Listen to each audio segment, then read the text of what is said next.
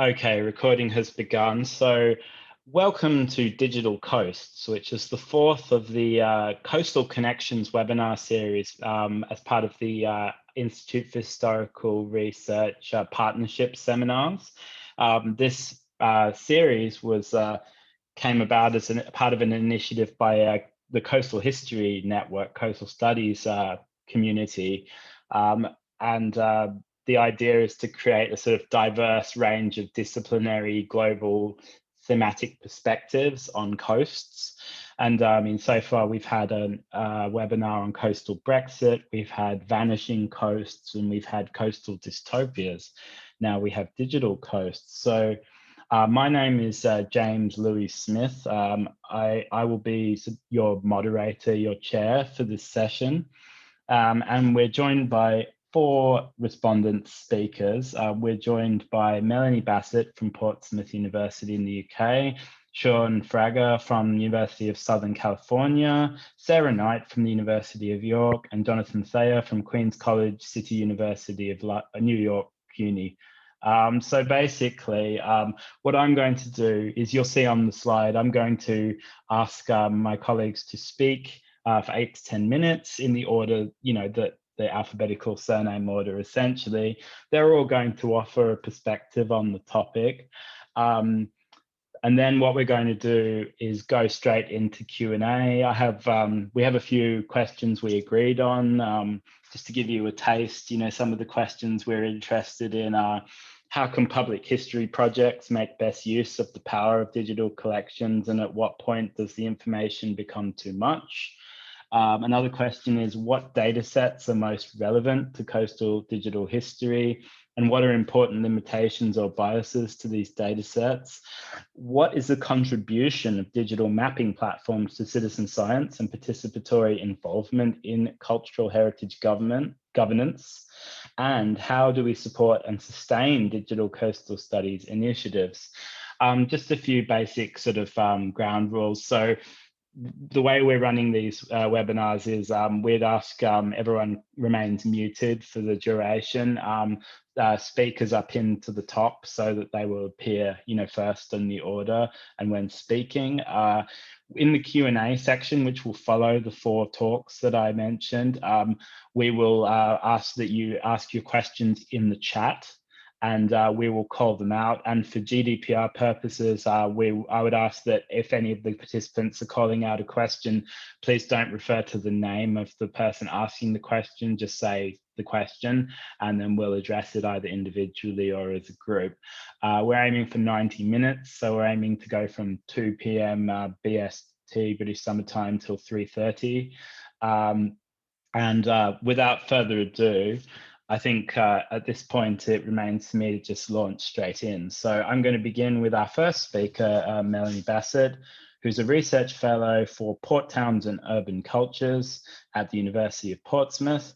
PTUC have undertaken a number of digital public history projects, including the Sailortown Walking app and database, 2 Battle of Jutland casualty digital maps, Portsmouth and Gosport and UK-wide, and a Royal Navy personnel Battle of Jutland casualty online database and exhibition. And all of this is available on the PTUC website, which I can drop into the chat while Mel is talking. So without further ado, if you want to share your presentation, I think you can just take over the screen and begin.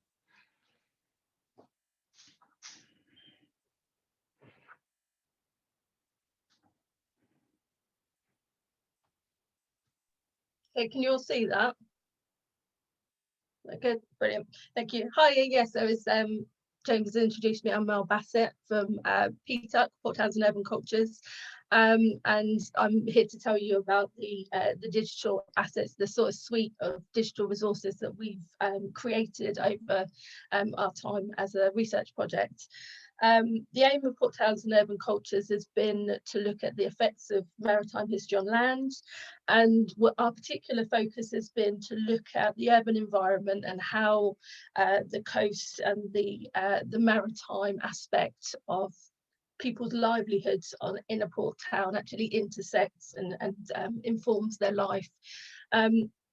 And we also, we have a public facing website that people can access. So I've got the email address on the screen there, and not the email address, the website on the screen there. And we also host Isaac Land's very important coastal history blog. So check that out if you can. So let me just. So as James mentioned, I'll be talking about the Sailortown app, which has a database and a walking tour, and also about the 2 Battle of Jutland digital assets that we have. Our theme of urban culture sort of explores the interplay really of the spatial, and we've particularly looked at the spatial turn and to see where sort of place and space have been a somewhat defining factor on how people in the past have navigated and understood their worlds. And so we've also tried to juxtapose this with the present, so we can actually start to understand past relationships and the built environment we now inhabit. So you have this past present connection going on, and we really thought about the potential of the digital humanities for coastal history and what we were trying to do, because it was a way of creating exciting and dynamic and interactive ways to communicate our research, and to enable the public audiences to actually think about what it is that we're doing and how the topography sort of influences the way people lived and the way people related to the coast and how it shaped their lives. And so it was a dynamic way to get our research out into the public domain.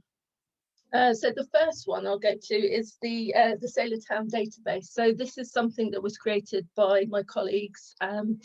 From a lot of it was spurred on by the data collection that Dr. Louise Moon actually undertook for her PhD research, which looked at Sailortown, and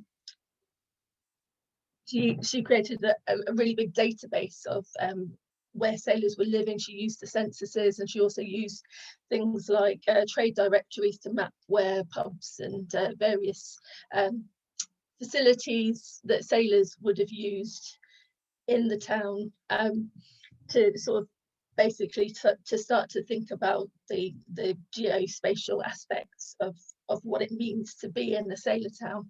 And that was augmented by research from our project lead, Brad Bevan, Dr. Carl Bell, and Dr. Bob James, who's here as well. And so it really used the idea of liminal spaces, looking between the idea of the coast, but also that in-between space between the coast and the waterfront, and how the waterfront is used by the people in this particular instance, the sailors. And it was really sort of inspired by Isaac Land's work. And I just wanted to sort of quote something that Isaac wrote about a warning to check the approaches of oceanic history. And he warned that historians who cast their nets on the coast will catch considerable numbers of people whose lives and experiences have been missed by a scholar who trawls the oceans. So that's really the ethos of what we're trying to do, is to look at those lives and experiences on the coast that maritime history, looking out to sea, maybe doesn't quite get to take advantage of. So the database actually contains the particulars of about 3,500 sailors. We've mapped, because it's Portsmouth, we've mapped over 1,500 public houses and lodging houses. There were a lot, and these have all been geolocated.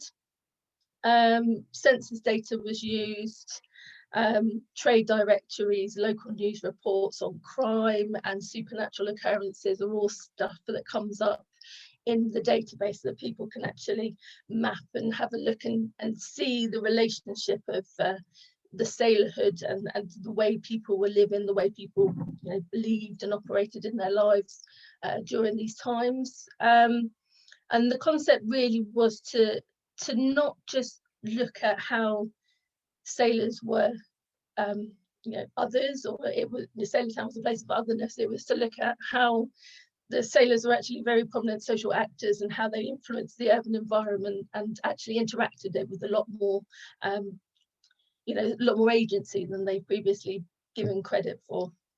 So we can map the boarding houses, look at who was running them. So a lot of the times you find landladies, and so you can look at gender relationships in boarding houses, look at missionary work and how that was influential in sort of regulating the port town.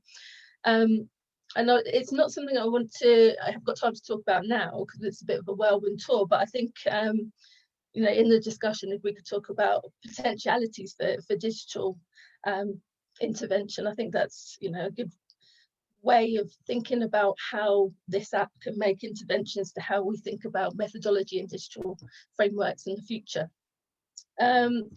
Also, another part of what we did was create a couple of walking apps. So there's one of Old Portsmouth and one of Portsea Sailor Town. So looking at two sort of different periods, like 18th, 19th century and then 19th, 20th century Portsmouth, and the ways that interacted, and things sort of changed over time. The geography of Sailor Town shifted, and so we can see those two time frames quite clearly. The walks are mapped by GPS, so you can geolocate yourself, but also we found the advantage of being in lockdown means that people can actually access what we're doing and explore Sailor Town virtually, so that's been a real boon for us as well.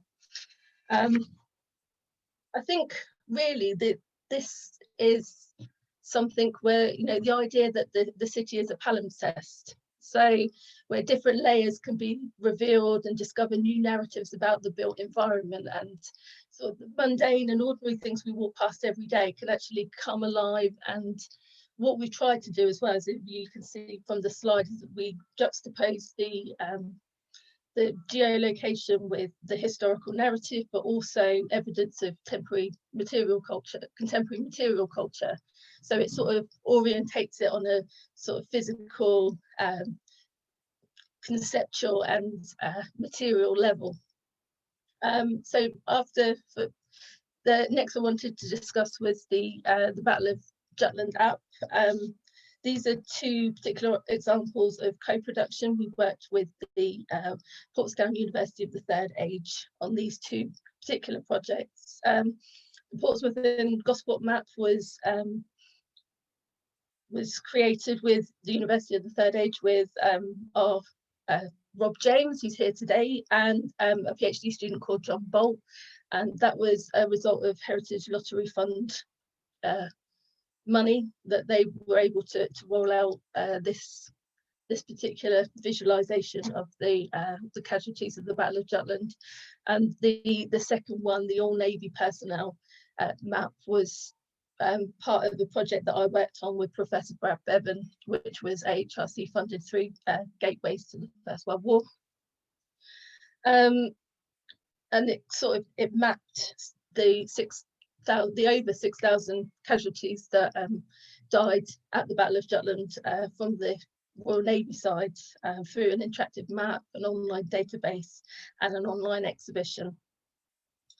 The Battle of Jutland, as many people will know, was probably the largest naval battle of the First World War, and it was prompted by looking at the First World War centenary commemorations, and it was a way that we found to bring out hidden histories by getting away from the usual tropes of remembrance and the popular focus on trench warfare, and to looking at maritime communities, the war at sea, and also the families that were left behind. And I think it also gets away from the idea of the squabbles about the blow for blow, what happened during the battle, and who won, was it Britain or Germany? So if we look at the Portsmouth and Gosport map, you can see that the map is overlaid with a historic map to illustrate the relationships between the Royal Navy and the distribution of the population. If we look at a little bit closer, we can also see how that spatial relationship between the coast and the maritime workforce can be explored. So this is Harry Phillips, who was Royal Marine Artillery. And we can explore those spatial and personal relationships with the coast at a time of war. And I think it's lovely for people to identify their personal histories, perhaps people that lived in the house, and also to appreciate what was happening or what happened in their local area and how it affects the local population. So in sort of a juxtaposition to that, I wanted to show you the next example, which shows sort of the relationship between maritime workers and the concept of home. So if we look at this is the whole Royal Navy casualty database that Brad and I and the University of the Third Age and a few PhD students and other BA students compiled. Casualties for the home stations of the ships in Portsmouth that are on the Naval War Memorial. You know, there's about 10,000 of them, and it counts for all the casualties that were affected for the duration of the war. Over half those killed in Jutland, so that's about 3,000, were named on the Portsmouth Memorial. So it sort of skews the idea that all of the casualties came from Portsmouth. But actually what we found when we looked at the distribution of the next of kin is that it was actually quite more of a wider repercussion of the battle. So we use sources such as the War Graves roll for the Navy and the Royal Marines, Commonwealth War Graves roll, prorate calendars, BMD, and also collaborated, sort of corroborated with census records as well, and sort of wanted to examine British relationships with the sea and how the Battle of Jutland affected those lives. And so what we can actually see is this sort of map of loss and mourning, and it's been transformed from a very dry database to something which is you know, brought to life in a sort of conceptual rather than literal or proximate framework. So, you know, what we can actually see is that the relationship to people in the coast can actually be a lot wider than you know, we think about, especially if we think about naval service and in terms of war. We can also look at regional distribution and see that, you know, although the war is associated with the coast and the home ports, you know, there was significant impact on urban and rural families in Britain. And, you know, the fact that seafaring towns were disproportionately hit, we've been able to find that there were, you know, over nearly 700 people from Portsmouth, 300 from the Plymouth area, and other regions with merchant ports were also affected, such as Glasgow, London, and Liverpool. And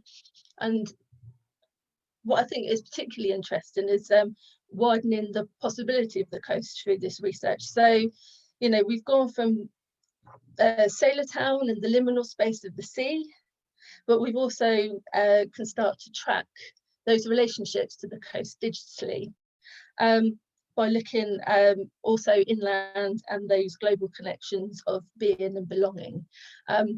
And I think that's got real research potential to think about how we conceptualize coasts and networks of you know, how people interacted and the maritime world in a much more holistic framework. So that's all I've got for now, and I'll pass over. Thanks very much, Mel. That was great. Moving on to our second speaker, Sean. So Sean Frager is a Mellon postdoctoral fellow with the Humanities in a Digital World program and the History Department at the University of Southern California. He is a historian of the North American West and Pacific Ocean, using digital mapping, data visualization, and text mining to research US territorial expansion. And he's recently created a digital history project which I'll drop into the chat actually while he's talking, called "They Came on Waves of Ink: Pacific Northwest Maritime Trade at the Dawn of American Settlement, 1851 to 61." So take it away, Sean, and you too should just be able to share your screen straight up if that's your preference. Terrific. Thank you so much, James. Thank you to my fellow panelists, all of you for being here this morning or this afternoon, depending where in the world you are, and to everyone at the Institute for Historical Research for a really fantastic and timely series of seminars about these coastal environments. I'm joining you today from Brooklyn, New York, part of Lenapehoking, a native coastal territory that extends from here on Long Island south along the Atlantic coast.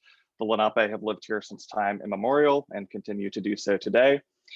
As James said, I'm a historian. I'm a postdoc with the Humanities and a Digital World program. My training is in a traditional history department. Along the way, during my dissertation research, I found myself using digital tools to answer weird little research questions that I couldn't think to answer any other way. And so in my current role, my current work with the Humanities and the Digital World program, I'm thinking broadly about how to use digital tools and methods to support and advance humanistic interpretation. And so today I'm going to be talking broadly about how digital tools and methods can be particularly useful to coastal historians. There are three parts of my argument today. I'm going to lay out the three big points before I jump into the screen share. The first is that port cities are rich sources for non-narrative data, and I'll talk more about what I mean by that.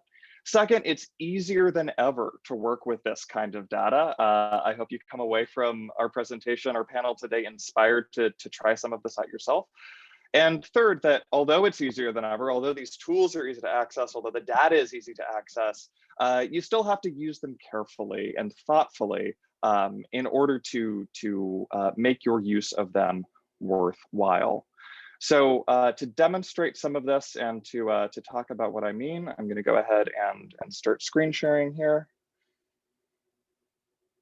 and get this slideshow rolling.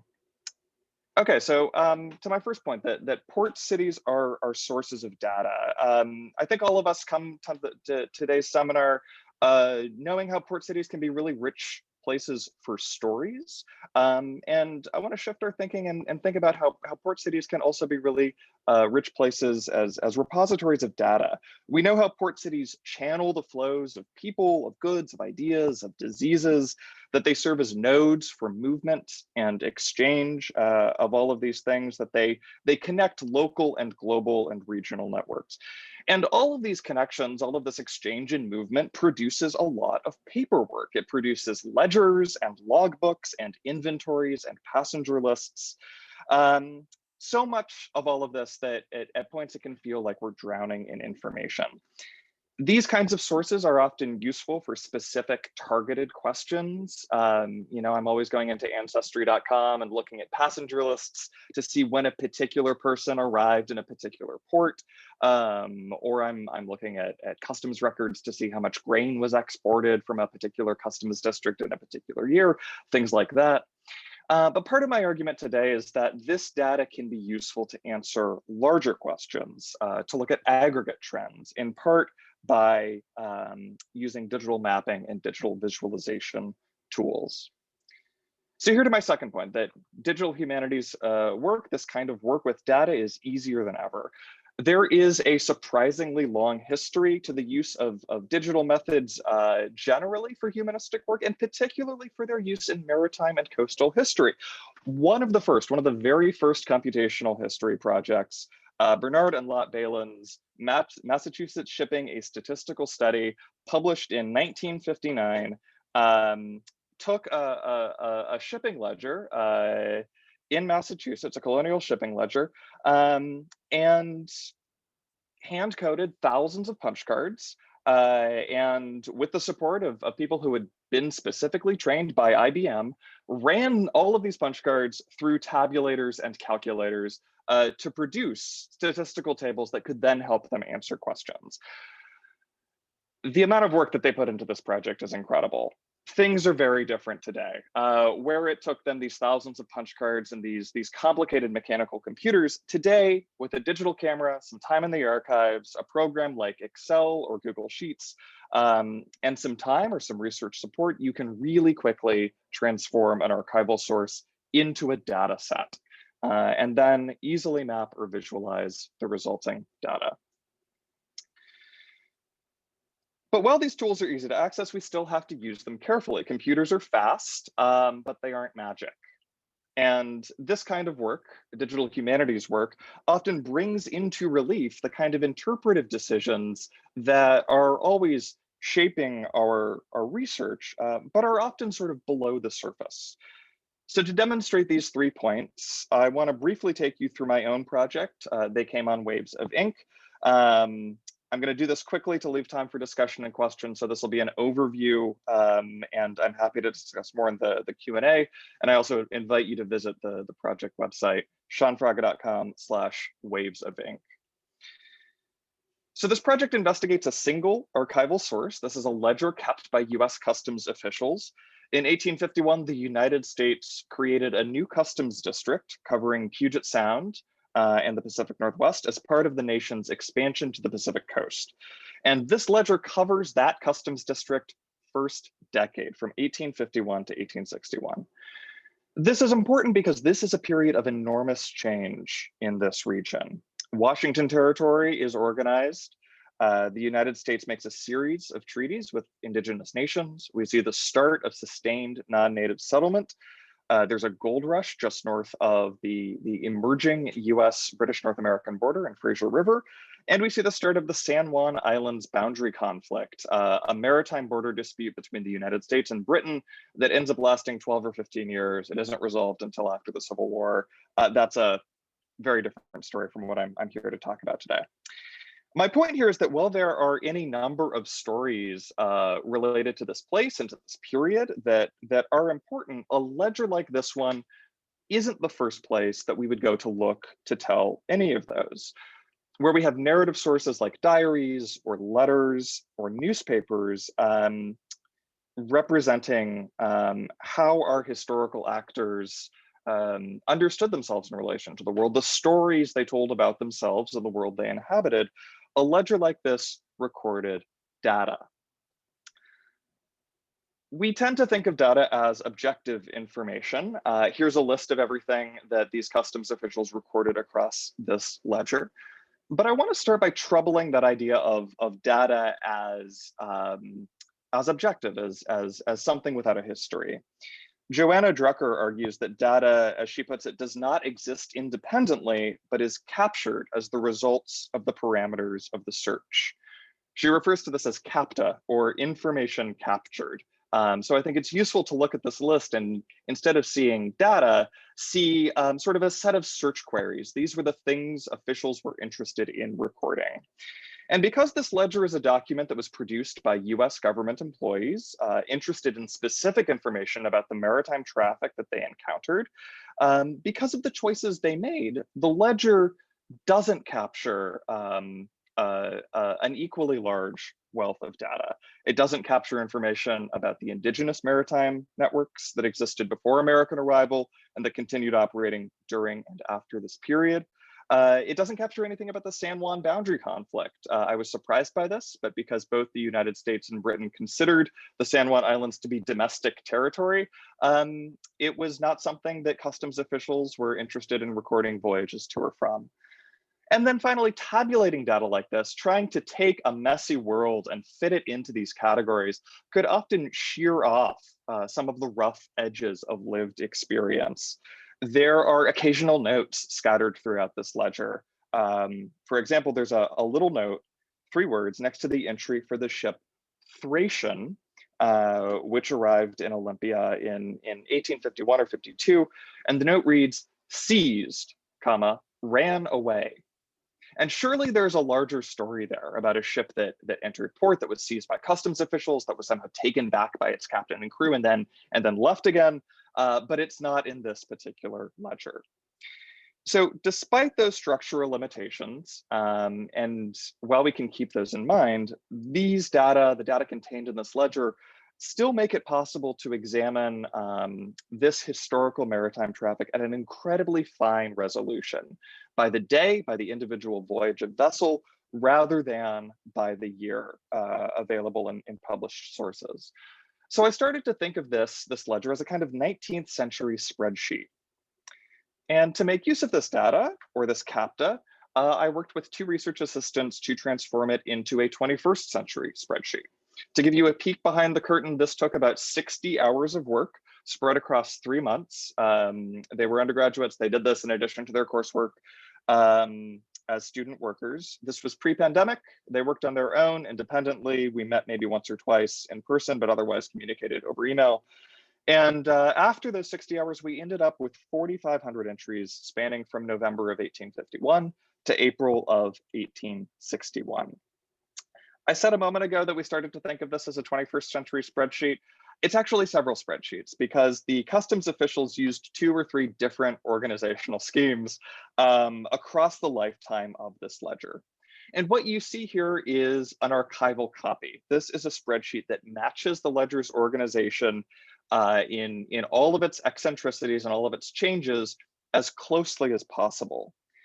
And from here, I'm using this archival copy to create other spreadsheets, other data sets that are specifically formatted for computational analysis. I'm going to come back to this point. One of the great things about digital research is that it's non-destructive. You can have this archival transcription and use the data in it to create something else that serves a different purpose. So this is the data. This is the sort of the gross guts of the database. What can we do with this? This chart shows almost every trip captured by the ledger. It's plotted by vessel tonnage. So larger vessels are higher up the y-axis, showing change over time from 1851 to 61, and color coded by type of vessels. So steamships are in yellow. Full rigged ships are there in red. And this scatter plot helps to show how commercial currents flowing through Puget Sound shifted over time. You can really see how vessel size and trip frequency grows during this period. That spike in traffic after 1858, I don't think it'll surprise any of the historians here on the call. That's the Fraser River Gold Rush. What I found surprising about this data is that despite the increase in larger vessels visiting the customs district, average overall tonnage actually goes down during this decade. So for every large ship attracted by the gold rush, there are also countless smaller vessels that begin swarming through Puget Sound. And at first I didn't really know what to do with this. I kind of thought of it as a historical curiosity. And in presenting this project and sharing it with colleagues, someone with more experience in statistical analysis and scatter plots than I have suggested changing the y-axis. This never would have occurred to me. In this scatter plot, the y-axis, again, y points to the sky, the tonnage axis, is on a regular scale. Each tick on the y-axis represents an additive increase of 200 tons. So 0, 200, 400, 600, and so on. But if we change this from a regular scale to a log scale, we get a scatter plot that looks like this. This is exactly the same underlying data, but how we are representing it has changed. The y-axis is now on a log scale. Each tick represents a value 10 times larger than the previous one. So 0, 10, 100, 1,000, and so forth. And making this change, this representational change, the gold rush now looks less like a spike in traffic, but 1858 is still important. What we see instead is that the post-gold rush traffic resolves into an increase in the density of vessel traffic, particularly involving smaller vessels, schooners and sloops, those pink and teal vessels, small vessels, cheap, accessible, simple to rig. The takeaway here is that the scatter plot is not the data. The scatter plot is one possible representation of the data. And this is, again, that idea that this digital work is non-destructive. Something else I did with this, I used QGIS to map this data. This global view shows us how the Pacific Northwest was connected to destinations across the Pacific Ocean during this period, as well as a few key points in the Atlantic Ocean. But the cluster of points focused on the Pacific Northwest also makes evident how it's relatively isolated during this period. What I like about this map is how it shows the wide extent of these links across this time period. Even so, it does a poor job of communicating change over time or the relative importance of different destinations. All these points look exactly the same, regardless of whether it's one trip or 100 trips. So to understand how traffic volumes changed over time, I made a series of maps trying to capture some of that energy in the scatter plot with points sized by the number of arrivals or departures. Those maps are on the project website, and they do a much better job at showing change over time. So I want to wrap up by coming back to my first 3 points, looking at all of these different representations of the data altogether. First, that port cities are sources of data. I've shown you just one customs ledger held by the US National Archives. There are hundreds of ledgers like this for each customs district in the United States. I mentioned Ancestry.com at the start of my talk. Ancestry has thousands upon thousands of passenger lists of people entering or departing ports in the United States across the globe. And beyond these sources, beyond these particular archives, more broadly, archives in port cities are full of non-narrative sources like this. Those ledgers, those logbooks, those port records, all of which can be productively visualized and transformed. Second, again, this work is easier than ever. The tools that I used here, the tools that you see represented here on the screen in front of you, a digital camera, Google Sheets, a website called Data Wrapper, and QGIS for the map. All of these are cheap or free or widely accessible. And beyond that, there are excellent tutorials available online. So you can come into this and learn by doing, which is exactly what I've done with this project. And third, my final point, to use these tools with care. The best way to be careful with these tools is to talk to people as the project is developing, to share early versions in the same way that we would with analog, with non-digital humanities work. So I hope this gives a sense of some of the potential of digital tools for coastal history particularly. I'm going to stop here and turn things back to James and the other panelists. Thanks very much, Sean. That was great. Moving on to our third speaker, Sarah Knight, who is the Portal Officer for Pericles, an EU-funded Horizon 2020 research and innovation project. Pericles has developed an interactive online cultural heritage mapping platform, the Map Your Heritage portal. It provides a platform for the crowdsourcing public participation and engagement in cultural heritage data collection for the project, creating new information relating to the location, description, and the human values associated with maritime and coastal cultural heritage across 8 case regions in Europe. And Sarah is responsible for designing and delivering the technical aspects of the portal, as well as facilitating its use across the case regions. And I'll drop in those links while Sarah's talking for you to the portal and to the website, but I'll leave it over to Sarah to share her screen and to take it away. Nice one. Thanks, James. And thanks for inviting me to be on this wonderful panel. It's great. I'm also being chased around the kitchen by the sun, which has just emerged in England for the first time this year. So excuse me if I shuffle around, you're not blinded by my background here. Okay, let me grab my slides. There we go. Okay, so yep, as James said, I'm Sarah Knight. I work at the University of York in UK, and I am a researcher in the department, and part of my job is to be the portal officer for the Pericles project. So this is what I'll be talking about today. As part of Pericles project, we made an online mapping platform. So I'm going to focus on that part of Pericles today. So I'm going to talk about Pericles, what we do, why in the world we should even need a cultural heritage portal in the first place, what our platform does, what we intend for it to do, and how it can be used, and then finish off with just some of my own thoughts about some of the barriers and the interesting kind of side tangents we've gone off in making this platform and using it with stakeholders in Europe. So, Pericles. It's an EU-funded research and innovation project. We're in our final 6 months, which is terrifying. Don't know where that's gone. So we're a multi-country, multi-partner project, and we use interdisciplinary approaches to better understand the tangible and the intangible cultural heritage across our 8 case regions across Europe. So there's a lot of us in this project, and basically the heart of what we do is kind of co-design, co-development.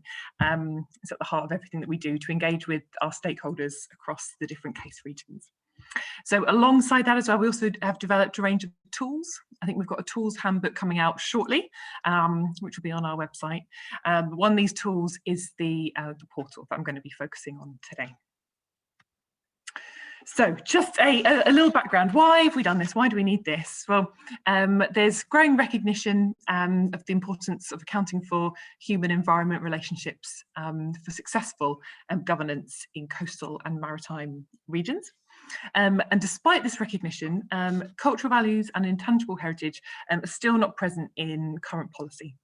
And that as well, despite coastal and maritime cultural heritage being affected by many other policy areas.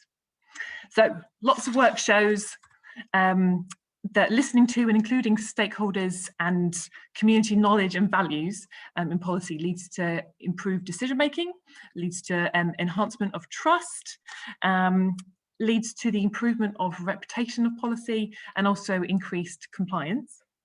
So by providing opportunities and mechanisms for communities to participate in initiatives that influence decision making, policy becomes more democratized, and the outcomes are much more likely to be successful and sustainable.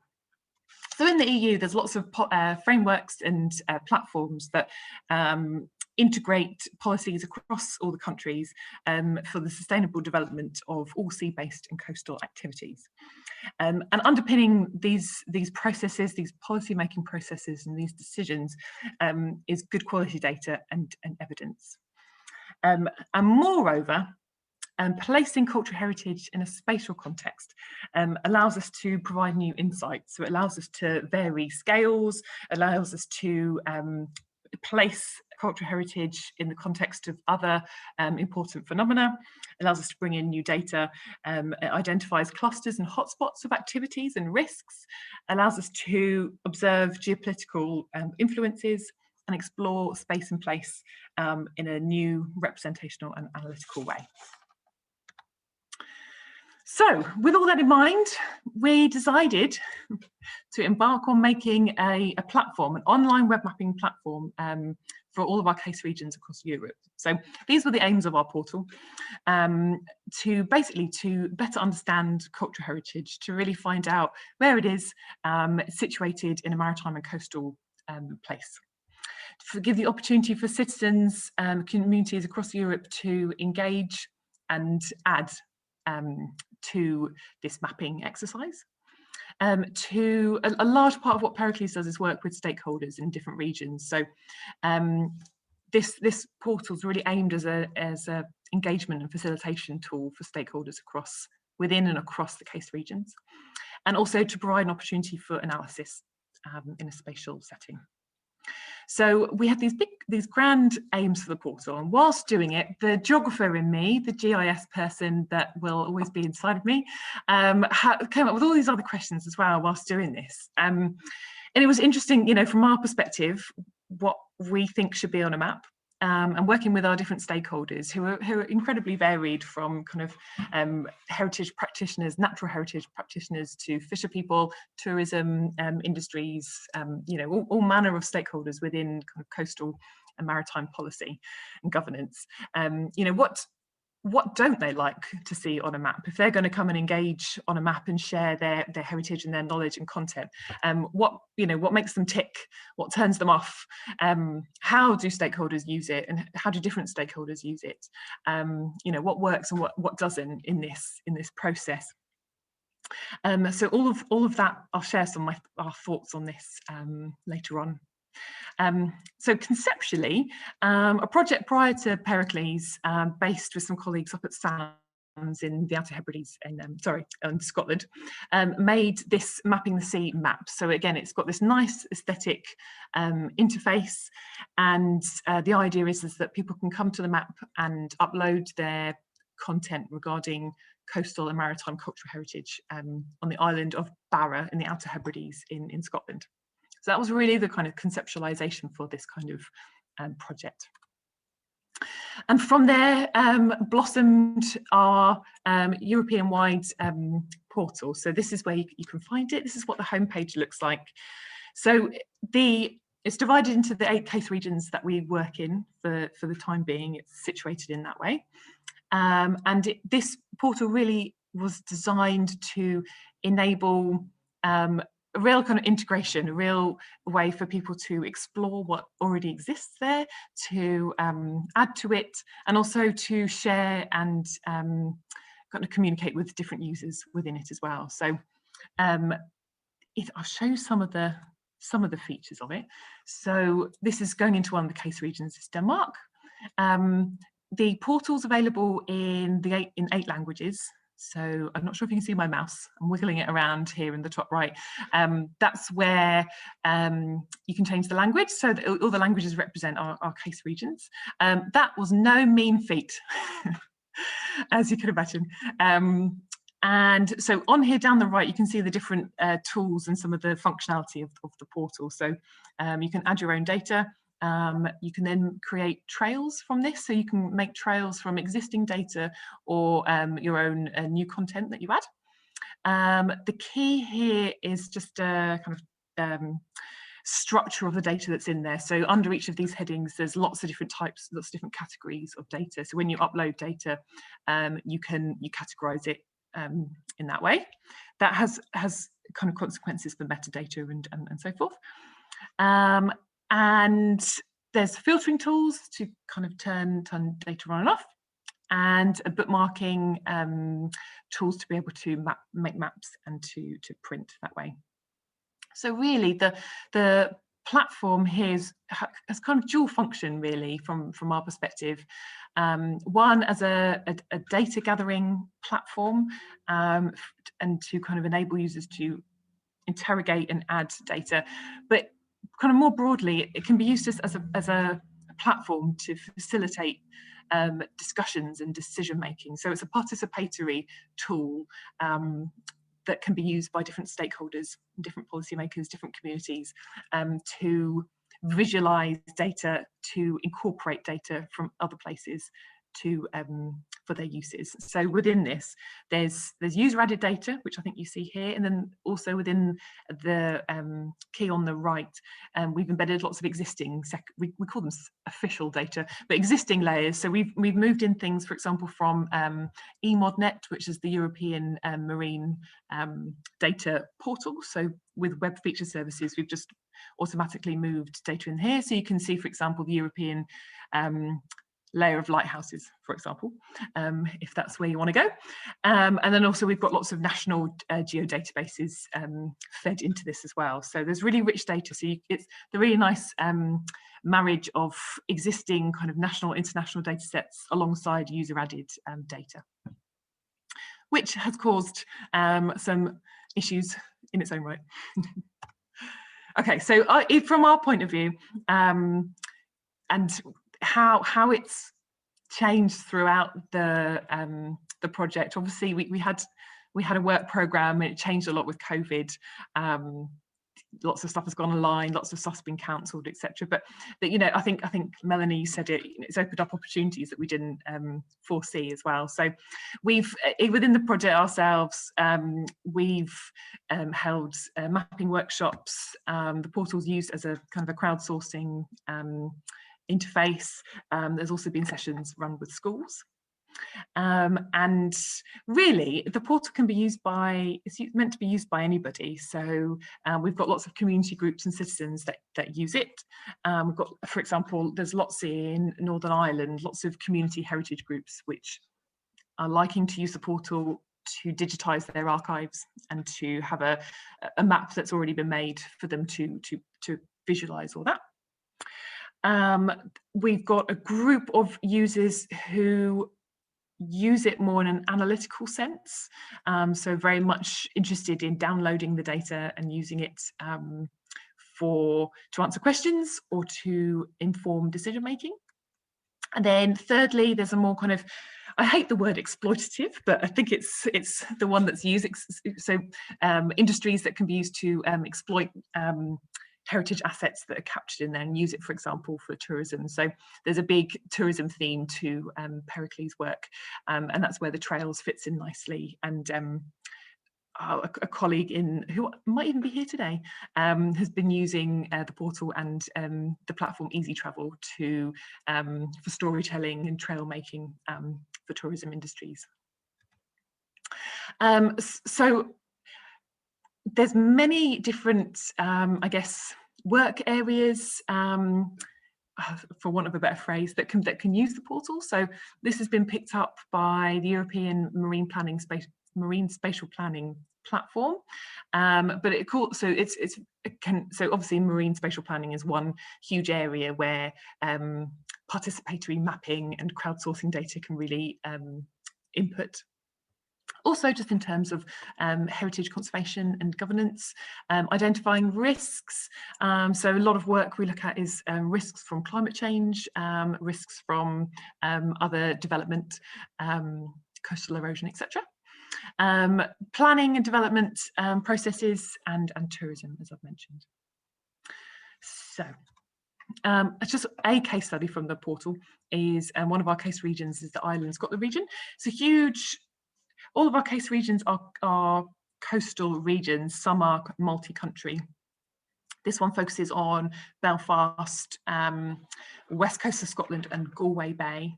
And the priorities for this region were to have a central place to collect cultural heritage locations and data to really fill in the gaps, really. So there's designated heritage places and assets, but there's lots of important coastal, maritime and cultural heritage assets, tangible and intangible, which aren't designated and fall in between the cracks. So it's really to create a larger data set for this, to identify risks. Really, definitely, platforms like this are great to capture intangible heritage, those kind of richer things that aren't quantified and are really absent in policy and decision-making processes at higher levels. And really to do with legacy as well. So lots of heritage archives aren't digital, are held by kind of older communities or people that are moving away from the region. So they really saw this to be used as a kind of a legacy platform for them. So in all of our case regions, the approach to using the portal is completely led from a participatory point of view. So whoever our stakeholders are, however they want to use the portal and what they want to see in it, is led by our community. So for example, we work a lot with museums, heritage community groups, and local governments. So there's a lot of participatory work in there, and all the efforts are there to really have uptake of the portal beyond Pericles. So just zoning in here, this is Belfast and Northern Ireland. This is just some points about the industrial heritage in Belfast.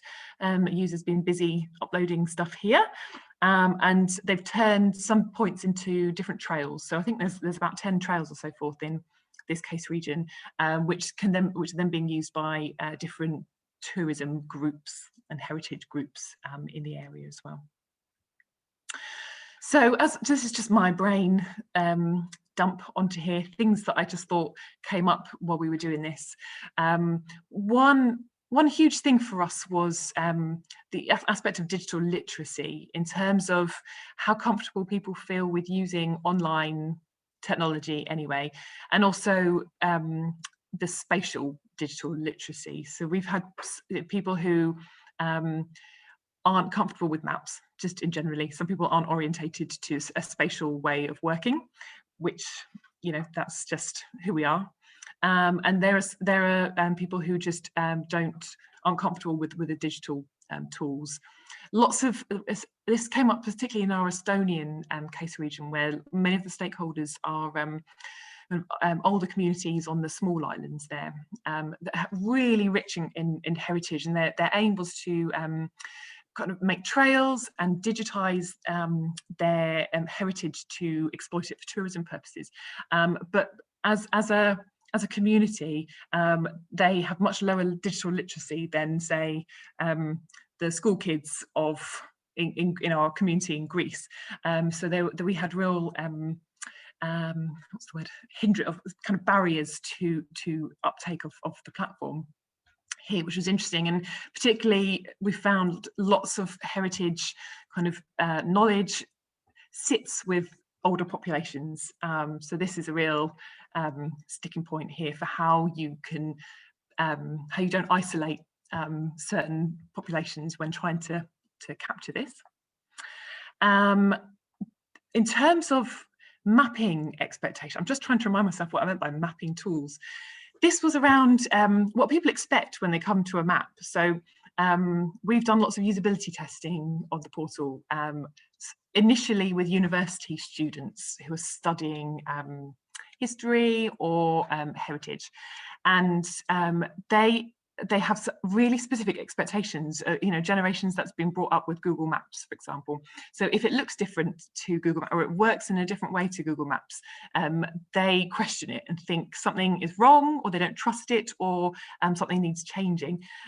So we made the portal as a bespoke software. It's built on open source software, so it's bespoke to the project, and that's been an interesting process in figuring out what people expect, and if they don't see what they expect, then they don't trust it, which limits their use. So that's which is a process in itself. That's a really interesting way to go. I don't even know. We can talk about this in the Q&A. And then in terms of data expectations, what people expect to see on the map. So what a policymaker wants to see on their map is very different to what a school kid wants to see on their map. So we've tried to make this platform, open to essentially everybody, but what people want is different. So we have all these secondary layers in, outliers of protected areas. I think what else is in there, all kinds of official data sets that are in there, and some people come to the map and are very confused by those layers and don't want to see that, and again it stops them using it or stops them trusting what's there. So again, it's difficult to make a map for everybody, and I think going forward we'd probably want to assess actually, who are your users, and do you have different views for different types of users, for example. I don't know if anybody has any experience in that, but I'd really like to discuss that with anybody. In terms of engaging people with it, community engagement, we found it's much easier to engage with people who enjoy using online maps. They open up a gateway of people to facilitate people to use it. So working with kind of community leaders, community gatekeepers, or the technical people within communities is a really efficient way to populate the map.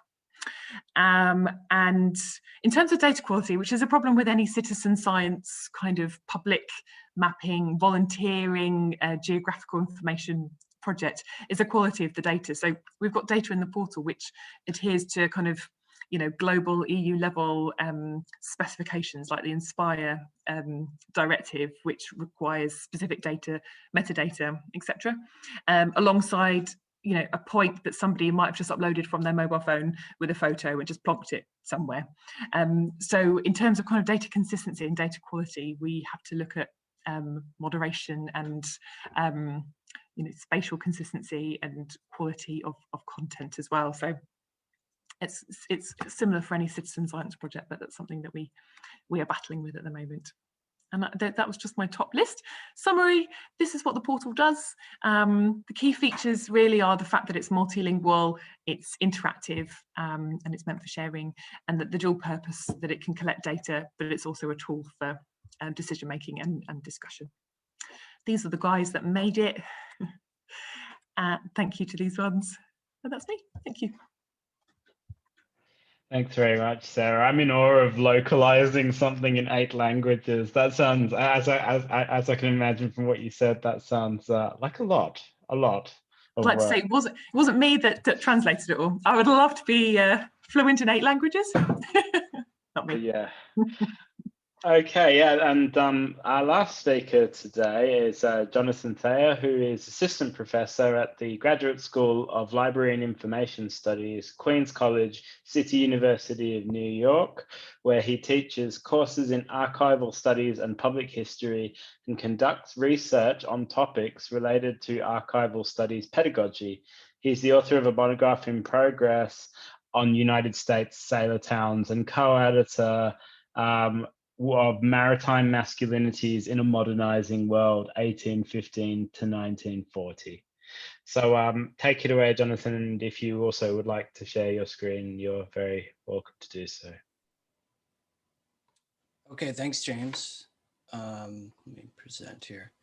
All right, it's good to go last because now I can adjust my presentation since there's so many intersections, and I think I can focus on a few things here, but I titled my presentation Towards a Digital Coastal History of New York City, but maybe I should have titled it Towards a Pericles of New York City. That might be a better title, having heard Sarah's talk. So I sort of straddle academia and practitioner as an archivist and as an assistant professor and with a PhD in history and a focus, as James mentioned, in US sailor towns. Really what I want to speak about today is our efforts through a National Park Service Maritime Heritage Grant and a co-convener of a series of workshops and events involving digital heritage at sites of public maritime history in New York. And I want to ask some questions and maybe point some folks to resources for how maybe to do this at a local or, I mean, Pericles at a much larger level. So in order to work towards digital coasts, and I'm coming from a coastal history perspective, I'm asking myself, what would that require? And from academia, I would say it requires resources. And I draw on a community archives model of shared authority and participatory stewardship of heritage. And I can return to those concepts a bit later.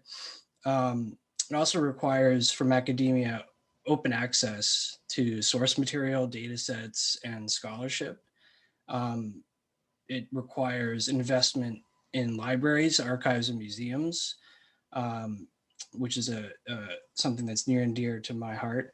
And finally, a focus on digitization as an ongoing process rather than a single act, and digital history initiatives that embrace public coasts outside of academia.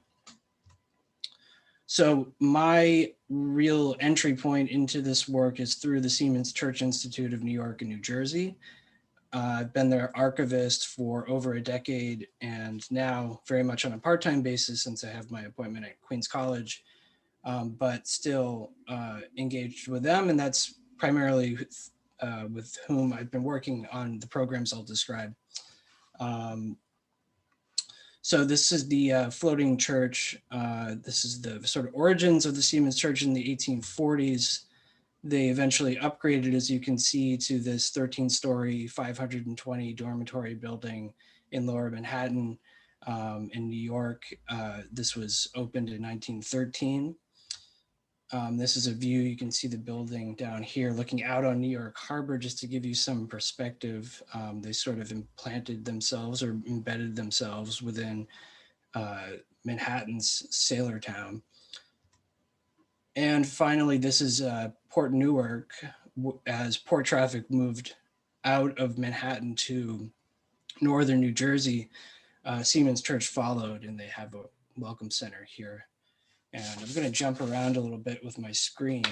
But one of my primary projects over the past decade has been the Siemens Church Institute Archives, which I hope you can see on your screen there. But this is a digital archives project that has about 12,000 digital objects, including photographs and scrapbooks and bound volumes, and also census data and oral histories related to sorry, right, related to New York specifically. So the oral histories are actually national. Those are focusing on merchant seamen particularly. So these are civilians who work on with cargo and not military folks. So this has been a work in progress. And so the next step in this process was, the decision to kind of bring the experience and, whatever expertise I gained from working on that project out into maritime New York, and starting with probably the most prominent institution or organization related to maritime New York at this point is South Street Seaport Museum, which is one of the last remaining areas of preserved maritime New York in Lower Manhattan. But they faced challenges over the years, as is documented in, I'm blanking on the name of the book, but over the years since the 60s, they've faced many challenges, including 9/11, moving tourism out of Lower Manhattan, Superstorm Sandy flooding their buildings and basically shutting them down. And now they're facing threats from, as you can see by this photograph, economic development. So there's developers who are very anxious to get their hands on this real estate. Likewise, other marginal or more marginal maritime heritage organizations in New York face challenges. This is the Lehigh Valley 79 railroad barge, which has been converted to a museum. It's called the Waterfront Museum. It's in Red Hook, Brooklyn, which is a historically maritime neighborhood of Brooklyn. A man named David Sharps converted this into a museum, and actually his residence, he raised his two daughters on this barge. He's lived on it for about 30 years. This is the Mary Whalen. It's an oil tanker that's been converted again into a cultural space and sort of a community center. Again, wonderful person, Carolina Salguero, kind of took up this project and created this space for engaging communities with the waterfront in New York, because often, or almost always, the waterfront becomes, or the maritime history aspect of the waterfront in New York is forgotten. We're looking towards progressing economically, as we saw with the South Street Seaport Museum, and the Maritime Pass, which has moved, that port traffic moving to New Jersey, that Maritime Pass is really threatened. So what we set out to do was form some sort of consortium on a small level.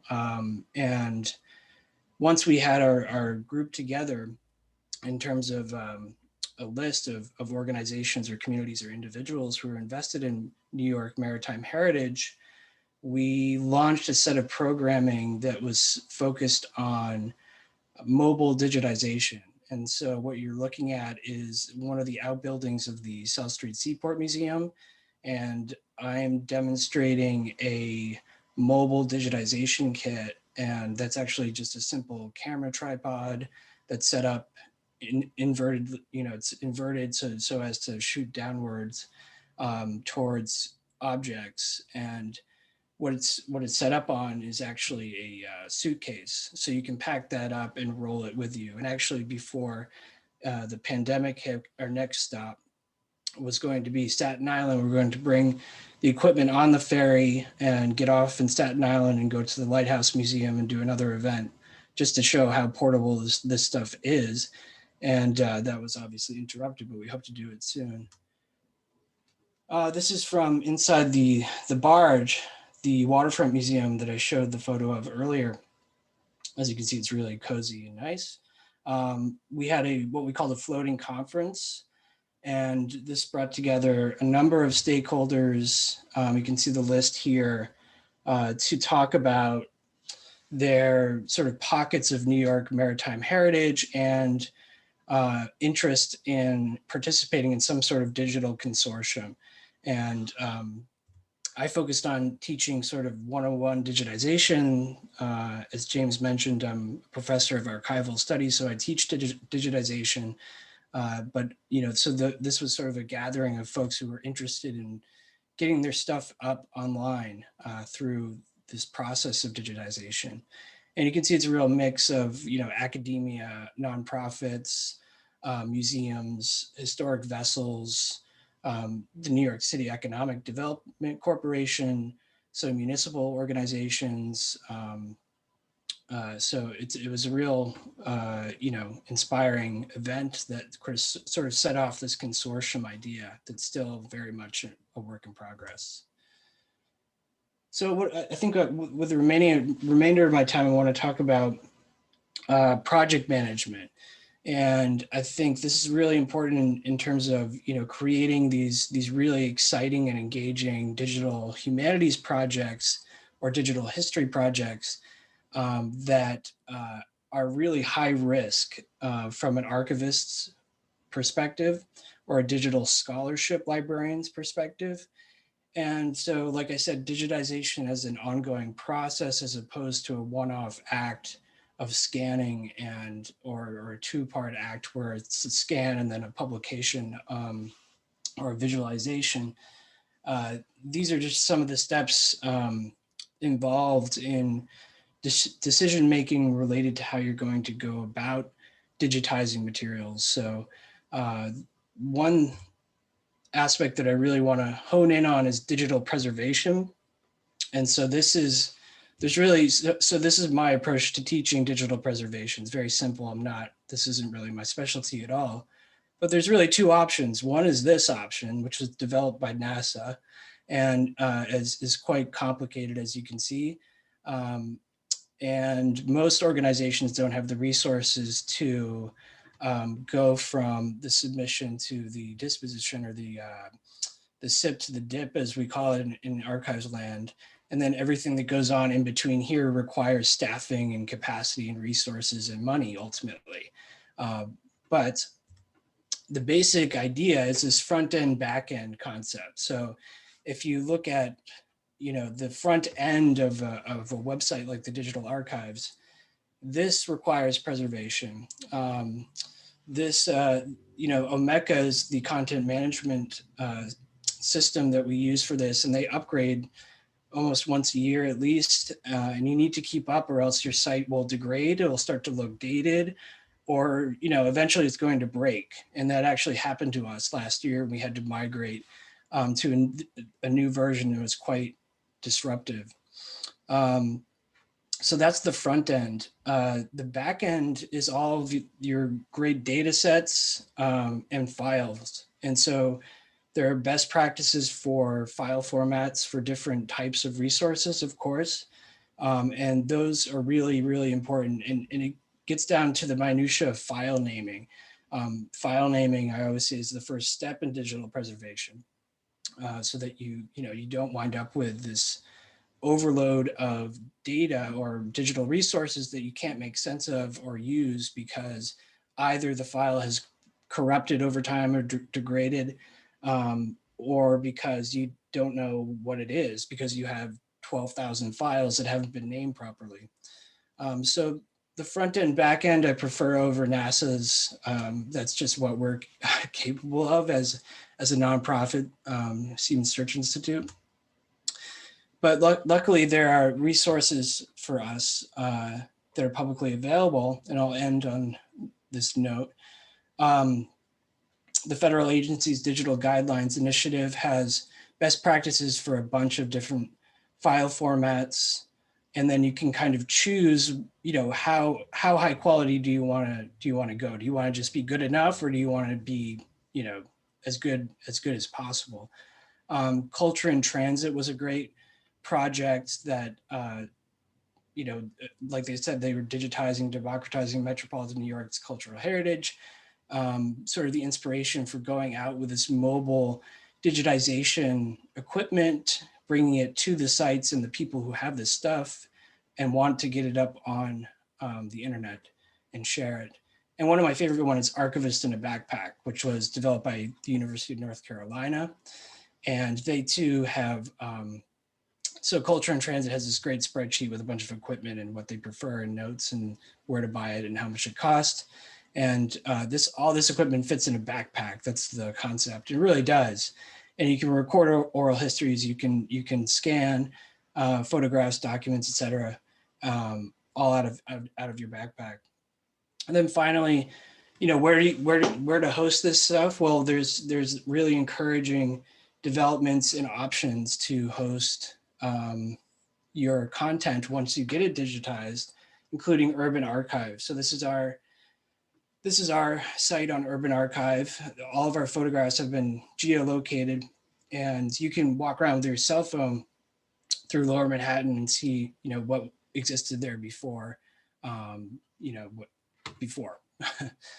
So to conclude, there's hope for digital history as long as we invest in collaboration, consortium, and inclusivity of our publics and our diverse expertise and resources. And that gets back to the community archives theory. And there's great theorists writing about this. Michelle Caswell is at the forefront in the US, but this is really archival study stuff. And it's really about participatory stewardship and shared expertise, shared resources. Challenges to that are money and capacity, priorities of these institutions in terms of participating. Silos are always an issue, and skepticism towards academia or people who want to get your stuff, essentially. So I'll end on that note. And here's my contact info. My Twitter, I tweet about other things, but you can follow me if you want. Thanks. Thanks very much to all of our speakers. That was, I think, a really good range, breadth of different roles within, broadly speaking, what could be constituted a digital coast, and also the different sort of methods that need to be deployed in order to do that work, and also all the different types of technologies. So we've got 10 minutes for questions now. So what I'm going to do, because we have these 4 questions that were posed by the speakers, is I'm going to start by asking a question, which actually leads on from what Jonathan was just saying. So I think it's an appropriate place to start. And I'll ask anyone who's got a question from the audience if they could pose their question in the chat. And I will then pose one of your questions following this one. So this first one's an open question, and it basically leads on a bit from the sort of open question from Jonathan's talk about how do we support and sustain digital coastal studies initiatives? I mean, I have many of the same issues with the Ports Past and Present. The project I work on is an Omeka-based, website as well. Constantly trying to keep up to date, but also ensuring that your data is, interoperable and is going to live beyond your project lifecycle.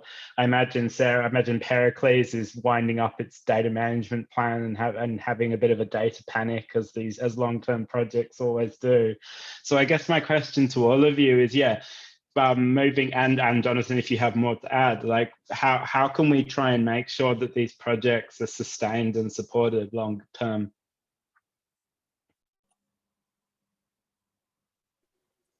Yeah, I can say something. It's like you glimpsed my inbox. There's a definite. We have a definite problem with we get funded for 3 years or so, and then everyone's unemployed afterwards, and everything gets kind of stored on a server somewhere. So a big piece. A really important part of work that we were doing was through kind of participation of organisations that will exist after we are long gone, museums, governments, community groups, etc., was to really kind of embed our work with them so that they can uptake things afterwards. So for example, making data exportable out of what we're doing so that they can take it on. using open source software so that it's available for everybody who wants to use it. Yeah, and aligning, making sure that actually what we're doing is going to be useful for people afterwards. So yeah, that's what I'd say. If I could just add very briefly, I'd say work with librarians and work with archivists as much as possible. And there's more and more DH librarians, or digital scholarship librarians, at least in the US, that's what they're calling them. But work with archivists, they're your friends. And they have, again, sharing expertise is what it's all about, I think. I'll come in from the perspective of an individual researcher working on a small scale project. Looking back across this, I think there are 2 points where it's particularly important to ask yourself these questions. The first is at the start of things, before you have figured out how to format the data, before you figured out what file formats you're using, think about longevity. And I want to share in the chat a link to something from the University of Victoria, a really simple questionnaire designed to sort of prompt you to think about all of the different ways a digital project might be sustainable or accessible over the long term. And second, at the end of things, if you can, publish your data sets. If you're working with data that isn't protected or under copyright, or isn't tied to if everyone involved has agreed, get it out there. And there are any number of ways to do this. At the most informal, you can link to it on Dropbox or on GitHub or on Google Drive. You can put it up on your own institutional repository if that's something they offer, or by formally publishing in something like the Journal of Open Humanities Data. And I think publication is important. Because you want to make it so that people don't have to ask you for these. It really lowers the barriers if this stuff is just out there with some context and some explanation, so that other people can find it and use it in their own research, their own teaching. Yeah, I think from our point of view as well, we've tried to have legacy by making different permutations and additions to the digital resources. So one of the things that we did was actually work with a sort of a cultural arts company, sort of on an arts council bid, and then it sort of augmented the website, and they actually then did cultural recreations and reimaginings of some of the Sailor Town walks. So it breathes life into the project and sort of recast it in a different way. So one of the things that we look at as a project which has been recognised in our university as being something which has that referable impact to the research excellence framework, and also knowledge exchange and benefits for our teaching and our research-led teaching as well, is actually to look at how we can extend that and bring out some of the possibilities. We have a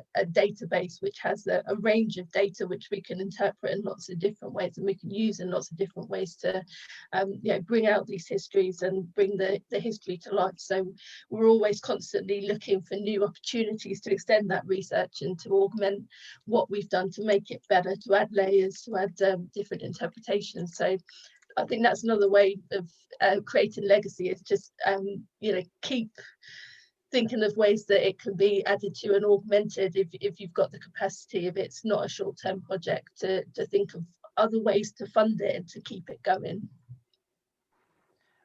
I guess another thing to add to that in the European context, of course, is that most countries, EU countries, or have a national aggregator, right, or a core trust repository. For us in Ireland, it's the Digital Repository of Ireland. We at UCC, my institution, have just joined that, and we're going to use that as a way of archiving a lot of our material. And then, of course, there's Europeana and all these institutions. So there, as well as like GitHub, Zenodo, creating an archive, a repository of your own, or on a institutional repository, there's that chance to aggregate much wider as well and think creatively about something that's close to my heart, which is data archiving as a form of dissemination and presentation. So making exhibits out of the data that you've archived, and and I think that works particularly well with Blue Humanities. Okay, so we had an interesting question in the comments about tricky data. So, you know, the question asked about cultural data, coastal cultural data in the UK being old scanned photographs with little metadata and audio format, only part of which may be relevant. And the question poser would be interested in hearing how the speakers have addressed this tricky type of data and incorporated into their databases.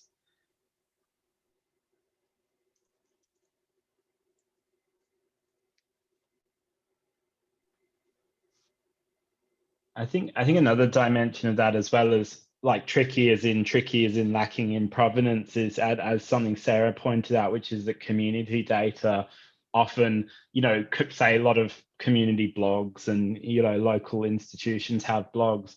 A lot of the standards of seeking permission for images or, you know, seeking is not the same as what an academic would want of something. So it'd be interesting to hear any challenges encountered by any of you in that respect of, yeah, reconciling different types of data standards. Yeah, I could say something about this. We've kept, I think, I'm not sure what the right word is, the requirements for upload into our portal low. So it kind of accepts a lot of types of things, and the metadata produced is kind of linked back to the uploader and whatever they choose to put on the card. And then it has a Creative Commons license, so everything is open. So if you agree to upload onto the portal, it's one of the Creative Commons license, so it's reproducible, but you have to attribute, like YouTube. So it's out there. So we're not trying to make it fit. Basically, we're trying to make a system that fits what we get. I think that helps. That's what we did. I'll weigh in also. I think it's maybe useful to think about this question of these scanned old photographs with little metadata, which I also encounter in archives and maritime museums in the United States. From the perspective of someone building a database, take what you can. Any metadata is better than none. You want to get as much information as you can. You never know how a particular data point will be useful to a future researcher. From the other side of it, as somebody who's using these things and preparing them for publication or preparing them for an audience, I think with this question and more broadly with these digital projects, our goal should always be to present these data as partial, as situated, and as incomplete. And I'm drawing again on Joanna Drucker here, thinking about how humanists can approach and productively use data. So if you encounter in one of these databases a scanned photograph with very little metadata, you know, that's a fragment. And as humanists, we are always dealing with fragmentary sources. So we'll take what we can get from the database, and in the process of interpreting and analyzing it, explain to your audience, to your readers, what information you have about a source and what you don't. And you know, we managed to do productive work within those limits. I think somebody in the chat has mentioned History Pin, which is really great. It's something we put on our portal as well, and I think it's a really nice way of this kind of community commenting on things without ownership or little data, is kind of community approach to creating as much metadata or information on an image or an audio file as you can get. It's a really, really nice example too. The trick to the crowdsourcing of metadata is that you need traffic. And so if you have a little website that doesn't have much traffic, you're not going to get any help. Yeah, History Pin is great. I'm glad someone brought it up. And we're sort of basically on our time now, but what I might do is just go out with a question, because someone mentioned citizen science. So I think I might just end with sort of a question, because I think increasingly Sean was talking about it's never been easier to do DH. I think it's also never been easier to find the resources you need to do citizen science, although it's also extremely takes a lot of thought and preparation. So as my sort of like closing thoughts, I'd ask maybe what's the contribution of citizen science and participatory involvement in coastal digital history? Anyone got any final thoughts on that?